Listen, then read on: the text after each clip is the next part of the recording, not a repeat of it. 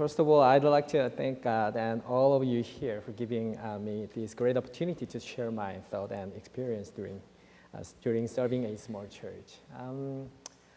Actually, I prepared this first in Korean and I translated in English, so I'm not sure. Some expressions might not be understood fully, or sometimes it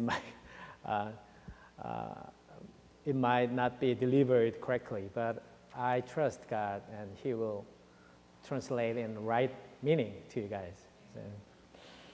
So if you don't understand, let me ask later. Please ask later. Actually, I'm not, the other speakers before me already told a lot of stories and funny things and very faithful stories. And actually, I'm not a funny people and I'm not humorous. And I just came here to praise my church members. The church I serve is the Korean United Methodist Church of Bethlehem. And I've been serving this church since June 2013. Before I came here, I served the Korean Church of Atlanta as an associate pastor.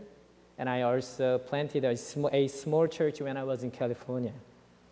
Which means for 10 years in the U.S., I served 3 churches that have its own characteristics. It so inspired me of the relationship between the size of the church and its identity. And I'm seriously thinking about this time because I'm not sure whether this is not a lecture or preaching, and what should I share? And but I picked one thing. Fortunately, I could learn many things about seniors' life by serving one of the biggest senior groups when I was in Atlanta, and this gave me a more understanding of majority of the current congregation who have been serving our church, Bethlehem Korean Church, for so long time. And also I served young adult members through campus ministry when I was in California, and now I'm serving a small-sized local church as a senior pastor. Why do I say this? Why do I say our church is small church?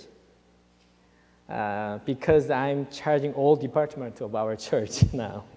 We need another staff, at least for church administration and educational department. It's so hard. Then let me tell you what my church has done. If there is one thing that I'm most grateful to this church, to my church, that is the passion for doing and helping someone. Korea is a country. Have you ever been to Korea? Oh, well, nice. Because some people even don't know where Korea is, and so then and every time they ask me, "Oh, you came from North Korea?" I said, "Oh no, from North Korea, no one can come to U.S. at all." So please remember, you can go to North Korea if you want to go there, but no one can come to U.S. from North Korea.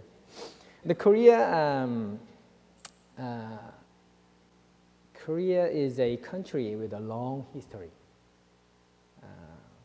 It has a history of thousands of years. So one of the advantages from this long history is that we have an incredibly diverse food culture. It's so fantastic. Yeah, you know that. Actually, I don't know how many kinds of foods are made in that small country. It's real small. It's just quarter size of California, but so many kinds of food they made. In the sense, many Korean churches cook Korean food and eat together after every Sunday worship service. Every week, change menus. Interesting. Welcome to our church.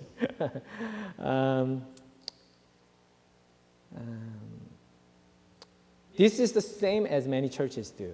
However, our church has gatherings, worship, and fellowship for young adult people every Friday evening. except summer vacation season. Which means for this meeting, our church members, particularly women's group, makes every effort to prepare delicious Korean food every week with their own time and money for the young people. It is totally separate from Sunday serving. I'm just grateful for knowing how difficult it is. Whether many students comes in or not, we prepare the food sincerely. In the case of our church, more than 70% of the members are composed of ages before and after seniority. And as the number of immigrants sharply shrinks, unlike in other big cities, Koreans no longer flows into our place. However, this is one ministry that is still in progress since I came here. It is a gathering of young adult meeting every Friday evening. We invite Lehigh University's undergrad and graduate students and high school students and young employees around us and worship and fellowship together after dinner. Of course, for all these things, church members bear the cost of the ride and all the meals. Usually 8 to 10 students come. However, even 1 or 2 people are supposed to come. We held the meeting and served the dinner. It's very nice and great menu for them. As a senior pastor, I'd like to appreciate their hospitality and stewardship for the people given to us. We believe this is one of the important ministries as a mission of local church.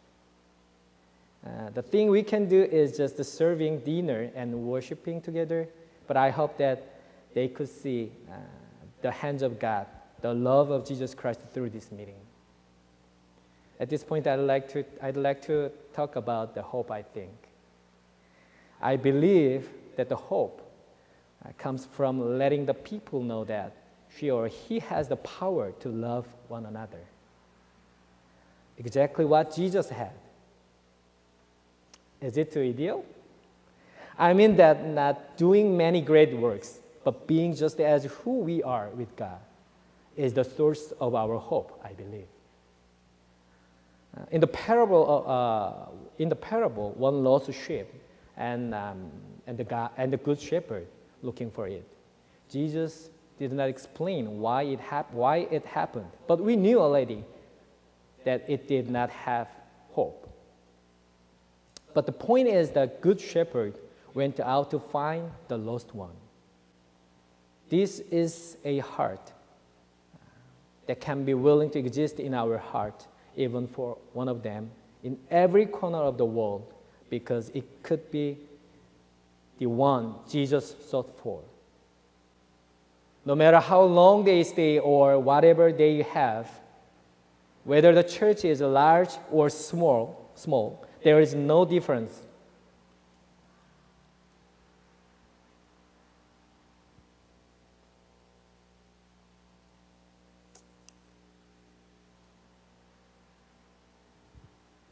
There is no difference in finding and taking care of a lost soul. I am not simply trying to say a small church is good or it's a perfect way to spread the gospel in postmodern era. The time Jesus will come is the hope itself, not the curse. The most important thing for a small church community is familiar with maintaining the healthy eschatological view. Conducting many works, proceeding and after being recognized or famous, moving a large church or growing church has nothing to do with hope. The vision seen in Jesus' cross. The pastor or lay members should be able to share this church, which in trusting God is a community of faith with me regardless of its size or fame. A church that has nothing to do with Jesus Christ has no meaning in its existence. It might seem a little slow and lack But Jesus waited for his disciples who didn't have any power or fame at the time and turned them into apostles for the gospel.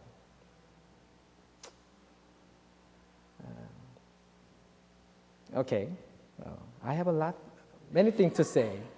I have 1 minute. Okay. A deeper and more sincere approach to the meaning of the true spiritual growth and maturity is needed. A large church has great spirituality, and a small church does not have it. That's not true. It may be possible to create synergy by increasing the number of people, but collecting the directions in one place is not easy at all. And it is much harder to verify that it is fit to the mission and faith of the church. In this way, a small church can focus on the nature of the church and its ministries more easily, since it is often necessary to bear in mind that capital and numbers do not play a part in the fulfillment of their ministries. Who evaluates the church? Directors, supervisors, pastors, and our bishops, and other people, other church denominations? The true assessment of the church is the Lord.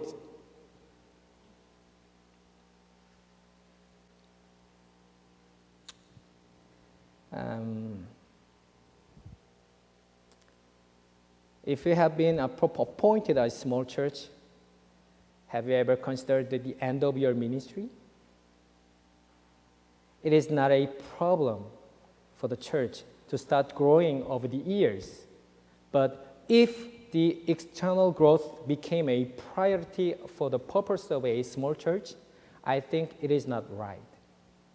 Nevertheless, if we evaluate the external growth and spiritual maturity of the church equally, there is no hope. Church buildings and budget might be able to be increased by people's effort, but not the hope.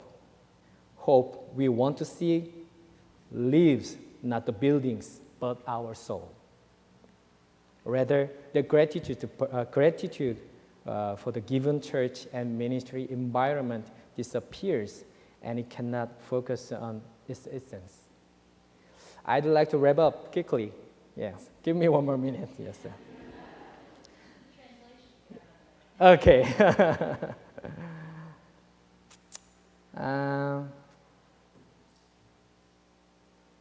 So small church community, please serve your neighbors whatever you can do until the Lord says stop. But I believe that He will never say like that. Plus, He will supply whatever you want and teach you how to pray with hope. Before closing, I'd like to share my personal story, but I have no time. And so next time, if I have another chance, I'm going to share my testimony about this. And so far, I've shared the story of hope that Bethlehem Korean UMC has done. Nothing special, right? But I believe our hope will be alive until we serve others like now. Thank you for listening. God bless you all.